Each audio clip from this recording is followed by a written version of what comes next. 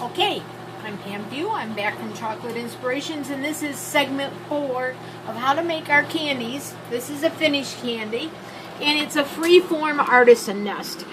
Free-form because it's not a cute little all shaped into a nest. If you want one to do that, you can get yourself a little pan, a mini cupcake pan or larger cupcake pan, and you can drop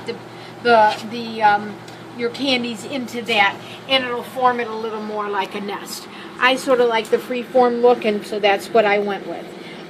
I mentioned before, I think in segment 3, that these are going to be gluten-free and dairy vegan.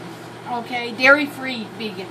And so what we've got here, as far as gluten-free, is I've got a rice cereal, totally rice-based, and a corn cereal. That gives me 2 different textures, tastes. You know, textures about the same.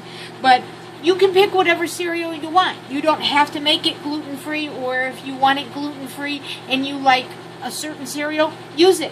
You just need to have it sort of uniform, broken down a little bit, but not powdery where you have no texture. So I literally just dump them straight in here. So that's both cereals are in here. This is dried blueberries. We need a little, get our antioxidants in here. And we got dried blueberries. This is some chopped pecans, okay? So we add some chopped pecans. You don't like pecans? Use another nut. You don't want any nuts? Don't use any nuts.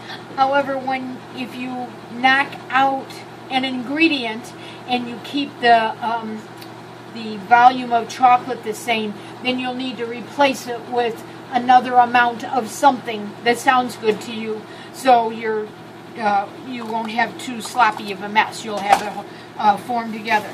So I sit here and I just stir it all. You're going to notice when you go to our website, and that's chocolateinspirations.com.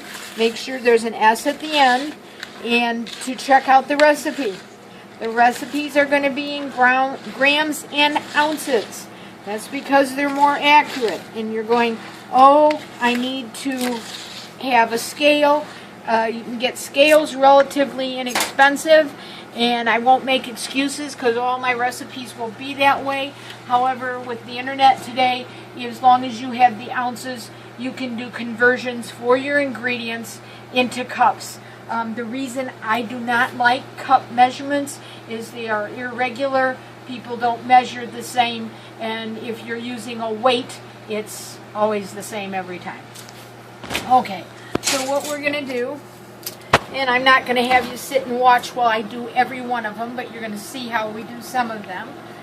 Move this out of the way. I'm just tipping this so I can see it easier. I just have 2 tablespoons here. And so, forget my tipping. What we've got here is I'm just pushing it off and I flatten it out.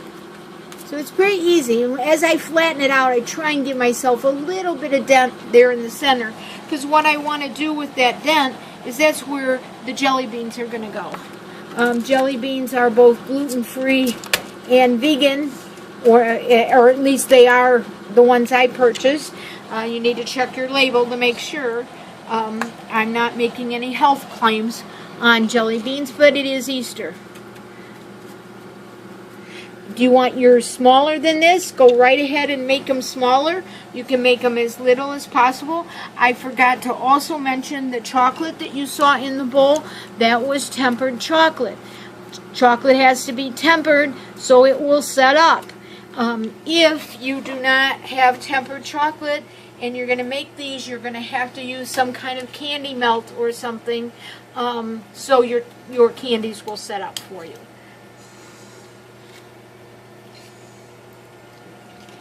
And I'm going to make another couple rows, and then we're going to cut off, and I'm going to put these in the refrigerator.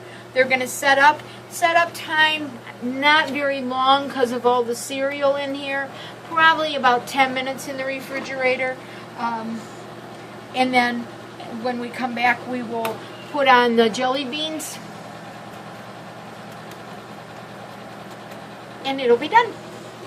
I'll do one more row. And then we're going to go to the refrigerator. Some of these you watch, it's really easy to keep getting bigger and bigger, and you don't want to have huge. If I look at these, that's a little big, that's a little big. I like them staying in this size here. So sometimes you get tired or you don't want to do something, and you tend to put more in the tablespoon than what you want. I don't really want any smaller than that for right now. I need space to put jelly beans in, and you have to spread it out a little. So you just practice with when you have a free form, there is no wrong. That's the good thing. So one more, then we're going to go to the refrigerator.